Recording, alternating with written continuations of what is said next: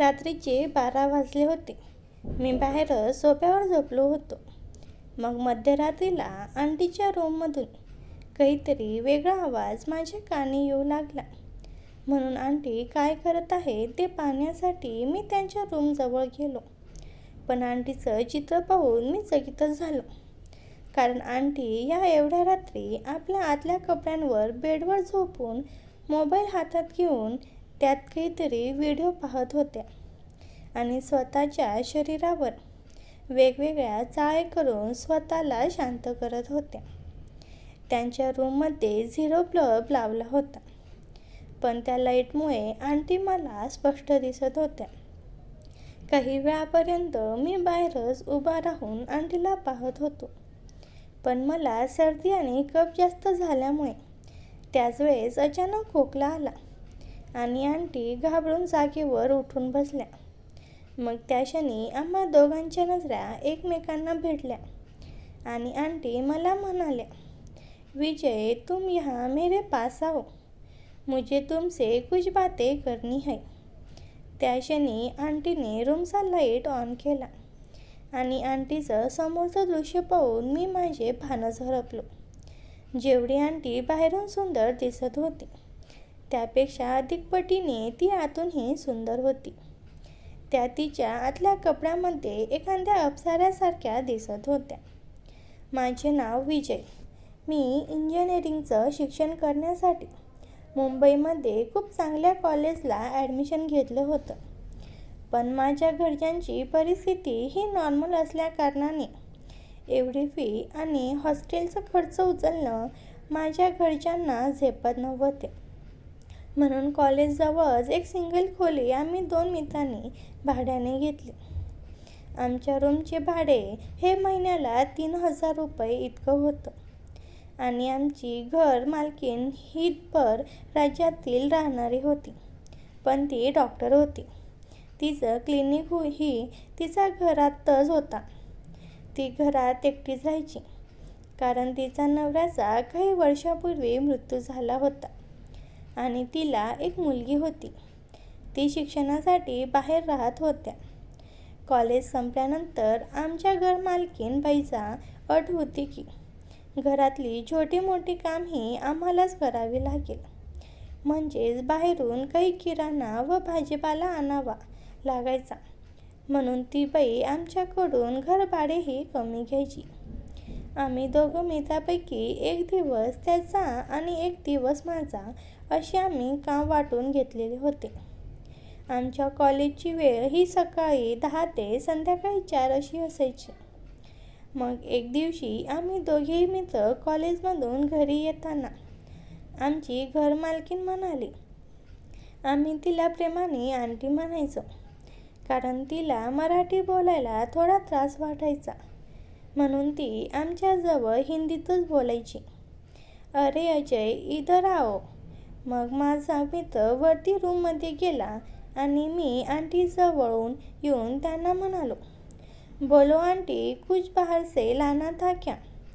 तेव्हा आंटी मला म्हणाल्या, विजय, हमारे गांव वाले बैंक में मेरा खाता है और मेरा अकाउंट में कुछ इशू चल रहा है, इसलिए मुझे अर्जेंट वहाँ जाना है. 2 दिन के लिए तुम मेरे साथ आ सकते हो क्या? मैंने जाने का भी और आने का भी रिजर्वेशन कर लिया है. काही वेळ मी विचार करू लागलो. कॉलेज बुडून मी आंटीसोबत कसा काय त्यांच्या गावी जाऊ शकतो.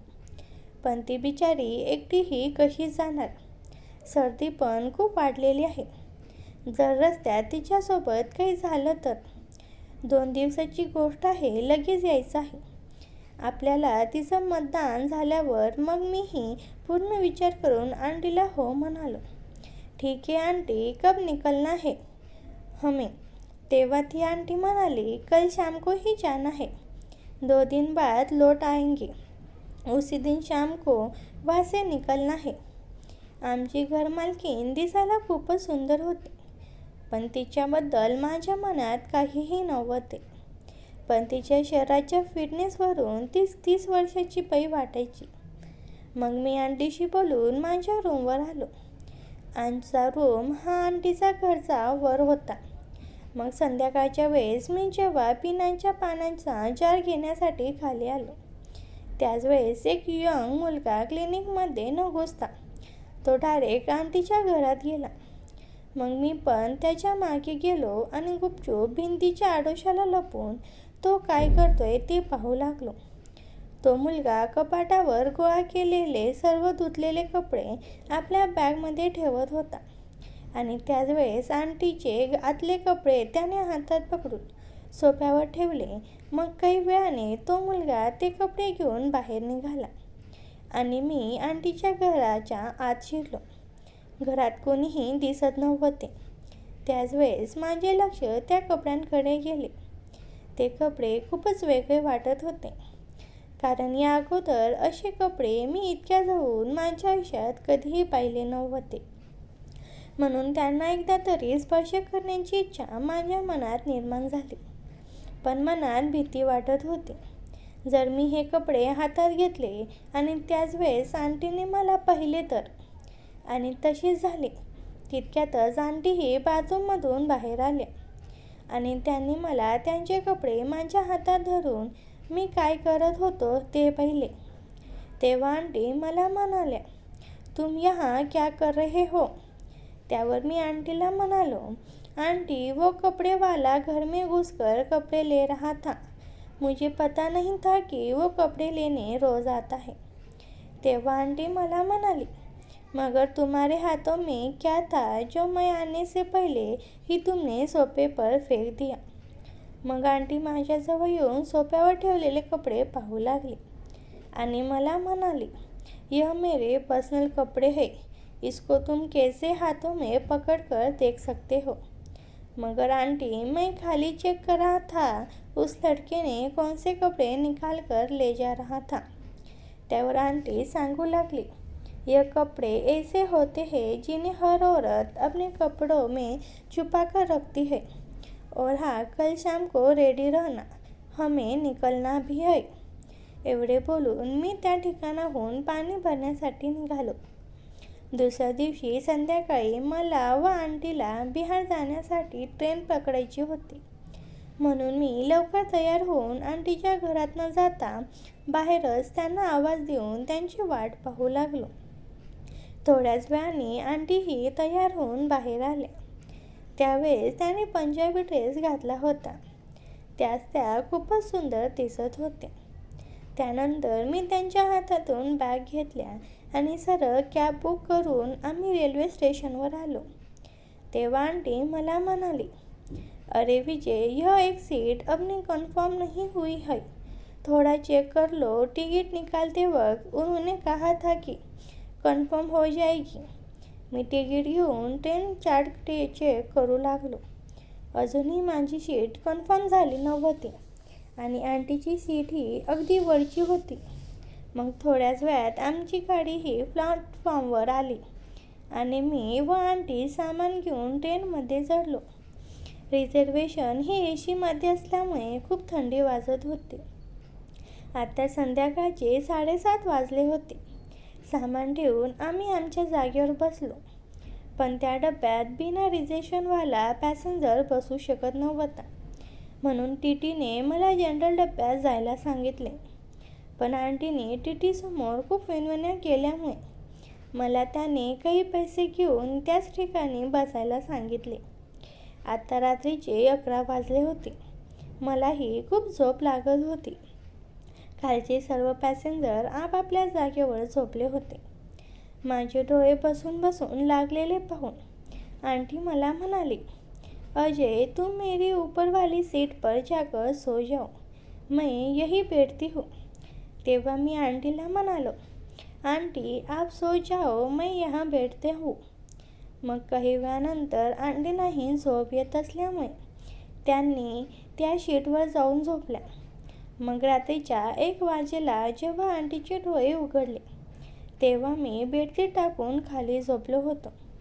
तेव्हा आंटी खाली उतरून मला उठवून म्हणाली, विजय, इतनी ठंडी में तुम नीचे क्यों सो रहे हो? तुम्हें जुकाम हो जाएगा और तुम बीमार भी पड़ सकते हो. तुम ऊपर मेरे साथ ही सो जाओ. मग मी आंटीला म्हणालो, मगर आंटी एक ही सीट पर हम दोनों कैसे सो सकते हैं? तेव्हा आंटी मला म्हणाली, हम एडजस्ट करके सो जाएंगी, मगर तुम ऐसे नीचे मत सो, यह मुझे अच्छा नहीं लग रहा है. मग मी आंटीचे म्हणणे ऐकून त्यांच्यासोबत वर झोपण्यासाठी चढलो. अगोदर आंटी झोपल्या आणि त्यांच्या चेहऱ्याकडे पाय करून मी झोपलो. आता आंटीचे पाय माझ्या चेहऱ्याकडे होते आणि आम्ही एकच चादर दोघांनी मिळून ओढली. पूर्ण रात्रभर मला झोपच लागली नाही, कारण माझ्या असा प्रवास करण्याचा हा पहिलाच प्रसंग होता, आणि ते पण एक सुंदर आंटी शेजारी सोबत. कशी तरी पूर्ण रात्र मी जागी राहून काढली आणि सकाळी 10 वाजेला आम्ही रेल्वे स्टेशनवर येऊन पोहोचलो. आम्हाला घेण्यासाठी आंटीचा पुतणाही गाडी घेऊन आला होता आणि काही वेळातच आम्ही आंटीच्या घरी येऊन पोहोचलो. एसीमध्ये झोपून माझं शरीर खूपच कणकण वाटू लागलं होतं की मी आजारीच पडलो आहे की काय. नाक पण जाम झाले होते, सर्दी झाल्यासारखं वाटत होते आणि डोकंही फार जड झाले होते. आंटीचं गावातलं घर खूपच मोठं होतं आणि त्यांच्या नातेवाईकांची घरी त्यांच्या शेजारी होती. घरात आल्या आल्या मला खूप शिंका येऊ लागल्या. तेव्हा आंटी मला म्हणाल्या, विजय, तुम्हें शायद बहुत ज़्यादा जुकाम हो गया है, तुम थोड़ा देर आराम करो, बाद में तयार हो जाना. मी आंटीला हो म्हणून बेडवर पडून राहिलो. मग त्या ठिकाणीही मला झोप लागत नव्हती. डोकं फारच दुखत होते आणि आंटीही फ्रेश होण्यासाठी बाथरूममध्ये गेल्या होत्या, म्हणून मी पुढच्या हॉलमध्ये येऊन सोफ्यावर झोपलो.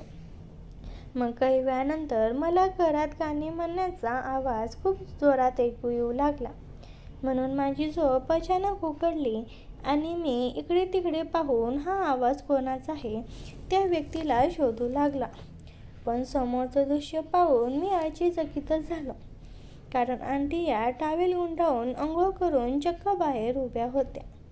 त्यांच्या केसातून टपकणाऱ्या पाण्याचे एक एक थेंब त्यांना परत भिजवत होते आणि काही थेंब त्यांच्या केसामधून खाली गुलाबी ओठावरून वाहून सरळ मोतीसारखे खाली पडत होते. मी असं दृश्य माझ्या आयुष्यात प्रथमच पाहत होतो. हळूहळू आंटीने आपल्या अंगावरील टॉवेल बाजूला करून त्यांचे आतले कपडे घालायला सुरुवात केली. अजूनही आंटी गाणी म्हणतच होत्या. मग 5 मिनिटांनंतर त्यांनी एक सुंदरशी साडी घालून त्या पूर्णपणे तयार झाल्या आणि टॉवेलने केस कोरडे करत त्या मला पाहण्यासाठी बेडरूममध्ये गेल्या. पण मी त्यांना त्या ठिकाणी दिसलो नाही, म्हणून त्या परत हॉलमध्ये आल्या आणि त्याच वेळेस मी पण झोपण्याचे नाटक करून पायात पाय घालून सोफ्यावर पडून राहिलो. आंटीने मला त्या ठिकाणी झोपलेल्या अवस्थेत पाहून त्या मला म्हणाल्या, अरे विजय, तुम्हारी तबीयत बहुत ज़्यादा खराब हो रही है, तुम यही आराम से सो जाओ, मैं अभी बैंक का काम करके आती हूँ, उसके बाद तुम्हें अस्पताल ले जाऊँगी. तेव्हा मी आंटीला म्हणालो, आंटी, अस्पताल में जाने की ज़रूरत नहीं है, घर में ही सर्दी जुकाम की कोई दवाई होगी, वही लेकर मैं ठीक हो जाऊँगा, पहले आप अपना काम कर लो. त्यावर आंटी मला म्हणाली आणि मतदान करण्यासाठी त्या गेल्या. अर्ध्या तासात आंटी परत घरी आल्या आणि तिकडून माझ्यासाठी व त्यांच्यासाठी त्याने नाश्ता आणला. नाश्ता झाल्यानंतर मी पण फ्रेश होण्यासाठी बाथरूममध्ये गेलो आणि त्याच वेळेस माझं लक्ष आंटीच्या ओल्या झालेल्या आतल्या कपड्यांकडे गेले. ते कपडे ओले झालेले असूनही कलर तेच चेंज करत होते. त्यांच्याकडे पाहून मला आंटीचे आकर्षण जास्तच वाढले होते. तेव्हा आंटीने अशा कपड्यात समोर उभ्या राहून पाहीन याची आतुरता मला वाटू लागली होती. माझी भावना खूपच दाटून आली होती. मी खूप कंट्रोल करत होतो, पण दम निघत नव्हता. मग मी डोळे मिटून त्यांना मनात घेऊन जोराने हतबल करू लागलो. या गोष्टीला करून खूप दिवस झाले होते, म्हणून 2 मिनिटातच अंगाच्या 5-6 पिचकाऱ्या त्या ओल्या कपड्यांवरच सोडल्या. मन अजून पण शांत झाला नव्हता. पण मी भावनेला शांत करत काही वेळाने मी तयार होऊन बाथरूममधून बाहेर आलो. तेव्हा आंटी या खुर्चीवर बसून मोबाईल पाहत होत्या आणि त्या मला म्हणाल्या, अरे विजय, यह सर्दी की टॅबलेट है, इसे फ्रेश होकर ले लो, अच्छे लगेगा तुम्हें. मग मी तयार होऊन आल्यानंतर सगळ्यात अगोदर गोळी घेतली आणि आंटी समोरच्या सोफ्यावर येऊन बसलो. अर्ध्या तासानंतर माझ्या शरीरात अजून एक वेगळाच बदल घडायला सुरुवात झाली. शरीरात एकदम ऊर्जा आल्यासारखं वाटत होते. म्हणून काहीतरी वेगळं करण्याची इच्छा मनात जागृत होत होती आणि वारंवार मला बाथरूम लागत होती. ही अशी कोणती गोळी आंटीने मला दिली होती काहीच कळत नव्हते. मग एकदम माझा जीवही घाबरायला लागला, अंगही तापायला लागलं आणि माझी तेही आता कंट्रोल होत नव्हती.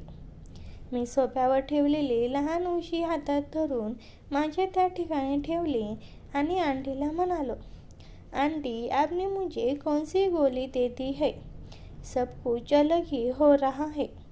तेव्हा आंटी मला म्हणाली की, क्या हो रहा है तुम्हें, और तुम ऐसे तकिया लगाकर क्यों बैठे हो, कुछ हुआ है क्या तुम्हें, और कुछ चाहिए क्या.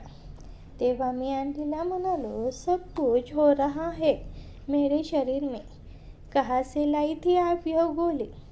तेव्हा आंटी मला म्हणाली, मैंने अपने भतीजे से मंगवाई थी. माझ्याने आता कंट्रोल होत नव्हते म्हणून मी उशी त्या ठिकाणी लावून बेडरूममध्ये जाऊन झोपून राहिलो. तेव्हा आंटी बेडरूममध्ये आली आणि मी त्या ठिकाणी लावलेली उशी ती बाजूला करू लागली. तेव्हा मी आंटीला नाही म्हणत होतो, आंटी, ऐसी तकिया बाजू मत हटाओ, मुझे बाद में बहुत शर्म आएगी. मग आंटी मला सांगू लागली, अरे मुझे दिखाओ तो सही तुम्हें कैसी कौन सी तकलीफ हो रही है, और मेरे भतीजे ने तुम्हें ऐसी कौन सी गोली लाके दी है. मी आंटीला नाही म्हणत असतानाही त्यांनी ती उशी जोराने ओढून घेतली. तेव्हा त्याचं लक्ष माझ्या त्या ठिकाणी गेले. मग आंटीने तोंडावर हात ठेवला आणि त्या मला म्हणाल्या, अरे विजय, सच में तुमने जो काम की जगह गलती से उसने अलग ही गोली दे दी है मुझे जाकर देखना पडेगा. तेव्हा आंटी डस्टबिनमध्ये फेकलेल्या त्या गोळीचा रॅपर पाहण्यासाठी गेल्या आणि त्या गोळीचा रॅपर पाहून आंटी चकितच झाल्या, कारण ती गोळी सर्दीची नसून पावरची गोळी होती. आंटीच्या डोळ्यासमोर सतत माझे चित्र फिरत होते, कारण त्यांनाही त्यांच्या नवऱ्याकडून कोणताच आनंद मिळाला नव्हता. असेही ते या जगात नव्हते, म्हणून माझे ते पाहून आंटीला सतत त्याची आठवण येऊ लागली होती. पण इकडे माझी कंडिशन वेगळीच होती. मला या सिच्युएशनमध्ये कुणीतरी आनंद देणारा हवा होता आणि ती उशी मी त्याच ठिकाणी ठेवून दिवसभर घरात इकडे तिकडे हिंडत होतो. मग रात्रीचे जेवण झाल्यानंतर मी सोफ्यावर लवकर झोपण्याचा प्रयत्न करू लागलो, कारण त्यामुळे गोळीचा असर जेवढा लवकर कमी होईल तेवढं माझ्यासाठी बरं होणार होतं. आणि आंटीही आपल्या बेडरूममध्ये झोपण्यासाठी गेल्या होत्या. बरोबर 1 वाजेच्या सुमारास कुणीतरी माझ्या पायाला स्पर्श करण्याचा भास मला झाला. त्यावेळेस मला वाटले की माझ्या पायावर ठेवलेली उशीही खाली सरकली असावी, म्हणून मी परत झोपून राहिलो. पण काही वेळानंतर तो स्पर्श मला माझ्या शरीरासाठी एक गुदगुल्यासारखा वाटला. ज्यावेळेस मला वाटले की माझ्या अंगावर उंदीरच धावत असावा, म्हणून मी फटक्यात उठून माझ्या जागेवर बसून राहिलो. घरात सर्वत्र अंधार होता, कुणीही दिसत नव्हतं. पण जेव्हा मी माझे डोळे चोळून माझ्या पायाकडे पाहिले तेव्हा मला त्या ठिकाणी आंटी बसलेल्या दिसल्या. आंटी या लाल कलरच्या गाऊनवर होत्या, तोही ट्रान्सपरंट आणि जाळीदार होता. मग मी आंटीला म्हणालो, आंटी, आप यहाँ इतनी रात को मेरे पैर के पास क्यों बैठी हो, कुछ बताना चाहती हो क्या. तेव्हा आंटी मला म्हणाल्या, विजय, मेरी वजह से तुम्हें बहुत ज़्यादा तकलीफ हो गई है, अब कैसे ही तुम्हारी तबीयत. तेव्हा मी आंटीला म्हणालो, मेरी तबीयत सुबह जैसी वैसी ही है। अभी भी मुझे तकिया हटाने में बहुत शर्म आ रही है। मग आंटी मला सांगू लागली, मैं तुम्हारी यह तकिया वाली प्रॉब्लम सॉल्व कर सकती हूँ। मैं भी बहुत दिनों से मेरे पति के प्यार के लिए तरस चुकी हूँ। जब से वह मुझे छोड़कर गए हैं, तब से आज जब मैंने तुम्हारा वो देखा, तब मुझे उनकी याद आ रही है। मुझे लगने लगा है कि मुझे भी प्यार करने वाला कोई इंसान मेरे पास होना चाहिए, और वो सब खुशी मुझे तुमसे दिखाई दे रही है। कल तुमने बाथरूम में जाकर जो किया, मुझे सब पता है। उसी टाइम मैं समझ गई थी, शायद तुम मेरे साथ दोगे। तुम दोगे ना मेरा साथ? हे ऐकून मी खाली मान करून आंटीला सॉरी म्हणालो। तेव्हा आंटी म्हणाली, कोई बात नहीं विजय, मैं आपकी फीलिंग को समझ सकती हूँ। तेव्हा मी एकदम फ्री होऊन म्हणालो, मगर आंटी मुझे आपके भतीजे ने कौन सी गोली लाके दी थी? आंटी मला म्हणाली, उसने जुकाम की जगह अपने पापा की जेब से उनकी पर्सनल गोली दी। मगर आंटी वो भी जुकाम की ही गोली होगी ना? नहीं, यह गोली हर आदमी उम्र होने के बाद लेता है, ताकि वो अपनी वाईफ में खुश रख सके। आंटी आणि मी खूप वेळापर्यंत बोलत राहिलो। उद्या सकाळी आम्हाला मुंबईसाठी निघायचे होते। यावेळेस आमच्या दोघांचेही रिझर्वेशन सीट कन्फर्म होती। मग रात्रीचा 12 वाजलेला आम्ही पुणे रेल्वे स्टेशनवर येऊन पोहोचलो। मग कॅब करून आम्ही दोघेही घरी आलो। तेव्हा आंटी मला म्हणाली, विजय तुम यही सो जाओ, तुम्हारे दोस्त ने दरवाज़ा अंदर से लगा लिया होगा। इतनी रात में उसे डिस्टर्ब मत करो। मी आंटीला ठीक आहे म्हणालो आणि बाहेर सोफ्यावर झोपून राहिलो। मग मध्यरात्रीला आंटीच्या रूममधून काहीतरी वेगळा आवाज माझ्या कानी येऊ लागला। म्हणून आंटी काय करत आहे ते पाहण्यासाठी मी त्यांच्या रूमजवळ गेलो। पण आंटीचं चित्र पाहून मी चकितच झालो, कारण आंटी या एवढ्या रात्री आपल्या आतल्या कपड्यांवर बेडवर झोपून मोबाईल हातात घेऊन त्यात काहीतरी व्हिडिओ पाहत होत्या आणि स्वतःच्या शरीरावर वेगवेगळ्या चाळे करून स्वतःला शांत करत होत्या। त्यांच्या रूममध्ये 0 बल्ब चालू होता, पण त्या लाईटमुळे आंटी मला स्पष्ट दिसत होत्या। काही वेळापर्यंत मी बाहेरच उभा राहून आंटीला पाहत होतो। मला पण सर्दी आणि कफ जास्त झाल्यामुळे त्याच वेळेस अचानक खोकला आला आणि आंटी घाबरून आपल्या जागेवर उठून बसल्या। मग त्या क्षणी आम्हा दोघांच्या नजरा एकमेकांना भिडल्या आणि आंटी मला म्हणाल्या, अरे विजय, इस वक्त तुम यहाँ और ऐसे छुप छुप कर मुझे क्यों देख रहे हो? आंटी अजूनही त्याच अवस्थेत बेडवर पडल्या होत्या। मग मी आंटीला म्हणालो, आंटी मुझे काफ़ी देर से आपके रूम में से कुछ अजीब आवाज़ें सुनाई दे रही थी। आपके रूम में आपके अलावा और कौन है, यह देखने मैं यहाँ आया था, मगर आपको इस हालत में देखने के बाद मुझसे रहा नहीं गया और मैं यही रुक गया। मेरा इरादा बिल्कुल ही गलत नहीं था, मगर गलती भी मुझसे ही हुई है, इसलिए मुझे माफ़ कर दो आंटी। तेव्हा आंटी मला म्हणाल्या, विजय तुम यहाँ मेरे पास आओ, मुझे तुमसे कुछ बातें करनी है। त्या क्षणी आंटीने रूमचा लाईट ऑन केला आणि आंटीचं समोरचे दृश्य पाहून मी माझे भानच हरपलो। जेवढी आंटी बाहेरून सुंदर दिसत होती, त्यापेक्षा अधिक पटीने ती आतूनही सुंदर होती। त्या तिच्या आतल्या कपड्यामध्ये एखाद्या अप्सरासारख्या दिसत होत्या। मी आंटीजवळ येऊन उभा राहिलो तेव्हा आंटीने माझा हात तिच्या हातात धरून मला त्यांच्याजवळ बसविले आणि म्हणाले, विजय तुम्हें मैं अच्छी लगती हूँ ना? ऐसे वन साइड ना बोल के मुझे मत तरसाओ, क्योंकि मैंने तुम्हें बहुत बार मेरे आगे पीछे घूमते देखा हुआ है। जब मेरे घर में कपड़े प्रेस करने वाला आया था, तब तुम मेरे अंदर वाले कपड़े अपने हाथों में पकड़कर उसे गौर से देख रहे थे, और जब तुम बाथरूम में नहाने भी गए थे, तब भी तुमने रंग उस कपड़े पर उड़ाया था और ऐसे ही चले आए। आज भी वो दाग नहीं निकले हैं। मुझे तुम्हारे बारे में पता चला था, इसलिए मैं तुम्हें पटना भी कर चुकी हूँ कि मेरे हर इच्छाएं तुम पूरी कर दो। मैं तुम्हें हर वक्त खुश रखूँगी। तेव्हा मी आंटीला म्हणालो, मगर आंटी, मैं तुम्हारी ऐसी कौन सी इच्छा पूरी कर सकता हूँ? मैं तो आपसे बहुत छोटा हूँ। माझ्या लक्ष आंटीशी बोलत असताना तिच्या त्या ठिकाणीच वारंवार जात होते।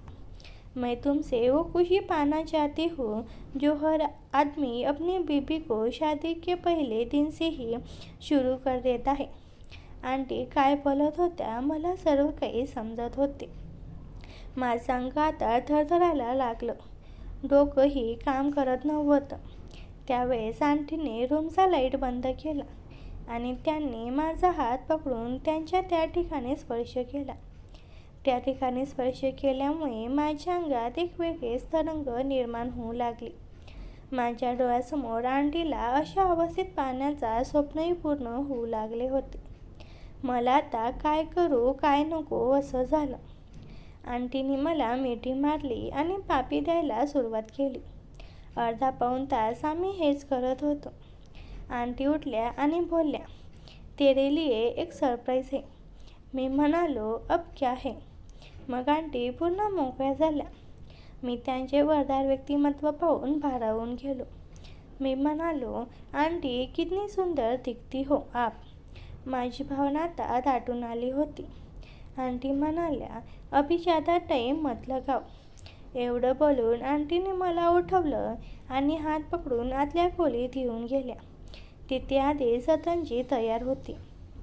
मी तिला सतंजीवर पाडलं आणि तिचे व्यक्तिमत्व बघू लागलो. आंटी बोलल्या, अरे दो ना खूबसूरत पल का अनुभव, क्यों तरसा रहे हो. मग मी माझी भावना त्यांच्या जीवनात टाकली आणि सुंदर वेळेचा अनुभव देऊ लागलो. काही मिनिटांनाच आंटीने जीवनातून रंग सोडला आणि आंटी बोलल्या, विजय रुको मत खूबसूरत पल का अनुभव देते रहो. मित्रांनो, आंटींना खूप वर्षानंतर हा सुंदर वेळेचा अनुभव मिळत होता. मग मी सुंदर वेळेचा अनुभव देत राहिलो आणि आंटी मला साथ देत राहिल्या. काही वेळाने मी म्हणालो, आंटी मेरा होने वाला है. आंटी म्हणाल्या, रुको मत, जिंदगी में ही रंग भरो. मैंने गोली ले ली है. पण आंटींना सुंदर वेळेचा अनुभव देत असताना रंग कधी सुटला मलाच कळालं नाही. तरीही मी सुंदर वेळेचा अनुभव देतच होतो. तिला फार दिवसानंतर या गोष्टी मिळाल्यामुळे तिची ही अवस्था झाली होती. पण काही वेळाने तिला आनंद येऊ लागला आणि ती फार चांगल्या प्रकारे माझी साथ देऊ लागली. आम्ही त्यावेळेत पूर्ण रमून गेलो होतो आणि एकमेकांना आनंद देत होतो. तिचा उत्साह अजून वाढला होता आणि आता तीच मला वेगवेगळ्या प्रकारे आनंद देत होती. तिच्या चेहऱ्यावर एक प्रकारचे समाधान पसरले होते. ती आनंदात दिसत होती. तिच्या चेहऱ्यावरचे भाव बदलत हळूहळू तिची पकड मजबूत होत गेली आणि ती शांत झाली. मी इकडे तिचा पूर्ण ताबा घेतला होता आणि हलचल वाढवत होतो. काही वेळातच मला स्वर्गात बसल्यासारखं वाटू लागलं. ते क्षण जवळ येत माझा बांध फुटला आणि मी तिच्या जीवनात आनंदाचे रंग उडवू लागलो. मला स्वर्गात तरंगत असल्यासारखं वाटू लागलं. डोकं एकदम हलकं हलकं वाटू लागलं. मनावरचं दडपण दूर होऊन एक प्रकारचं समाधान आणि सुख वाटत होतं. आंटीच्या चेहऱ्यावर अमानिक सुख आणि आनंद झळकत होता. ती शांत होऊन स्मित करत होती. तिने माझ्या केसावरून प्रेमाने हात फिरवला आणि म्हणाली, विजय, आज आपने मुझे जीवन का अविश्वसनीय खुशी दी है. मैंने आज तक ऐसी खुशी और संतुष्टि का अनुभव नहीं किया. मी आनंदाने खुश होत म्हणालो, आप जैसी आंटी है तो मुझे कोई फिक्र नहीं. मुझे भी आपके साथ समय देकर बहुत खुश हूँ. सच में आप जैसी आंटी मिलना बहुत किस्मत की बात है. सच में आंटी, मैं बहुत लकी हूँ कि मुझे आप जैसी आंटी मिली. आंटी म्हणाली, विजय, तुम्हारे शरीर में जो कड़कपना है उससे मुझे काफ़ी संतुष्टि प्राप्त हुई। अब तुम मुझसे कभी दूर नहीं जाओगे और ना ही मैं तुम्हें जाने दूंगी। आता माझे आंटीचे नित्य नियम झाले होते।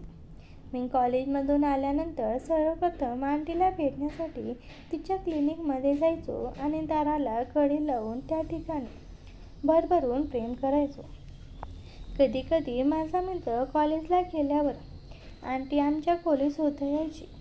हळूहळू माझ्या मित्राला पण सर्व काही माहीत झालं. सर्व काही व्यवस्थित चालू होतं. पण एके दिवशी जे काही झालं ते पाहून माझी पायाखालची जमीनच सरकली. त्या दिवशी मी एकटाच कॉलेजला गेलो होतो. मित्राची तब्येत बरी नव्हती म्हणून तो घरीच होता. माझं पण कॉलेजमध्ये एकट्याचं मन लागत नव्हतं म्हणून मी लवकरच घरी आलो. दुपारचे 2 वाजले होते. मी घरी आलो. विजय पण रूममध्ये नव्हता. तो बाहेर गेला असेल म्हणून मी आंटीच्या घराकडे गेलो. तेव्हा ओट्यावर मला एक पाकीट दिसला. मी विचार करू लागलो, नेमकं हे पाकीट इथे कसे काय आले. माझ्या मनामध्ये संशय यायला लागला. मी मागच्या बाजूने जाऊन खिडकीच्या होलमधून आत पाहताच माझ्या पायाखालची जमीनच सरकली. एक मुलगा तिला मोकळा करून टेबलवरच, पण तो कोण होता हे मला दिसत नव्हते, कारण त्याच्या पाठमोऱ्या दिशेने मी उभा होतो. मग मी दिशा बदलून दुसऱ्या बाजूने गेलो. मग मला सर्व काही स्पष्टपणे दिसत होते. मी माझ्या खिशातून मोबाईल काढून त्यांचे फोटो काढले आणि तो कोण होता हेही मला कळले होते. आणि पुढे मी काय करणार आहे हे तुम्हाला विश्वास बसणार नाही. तो मुलगा कोण होता आणि आंटीने असे का केले हे सर्व काही जाणून घेण्यासाठी भाग 2 नक्की बघा. पुढे कथा खूप वेगळ्या दिशेने जाणार आहे. त्यासाठी आमच्या चॅनलला सबस्क्राईब करून ठेवा. धन्यवाद.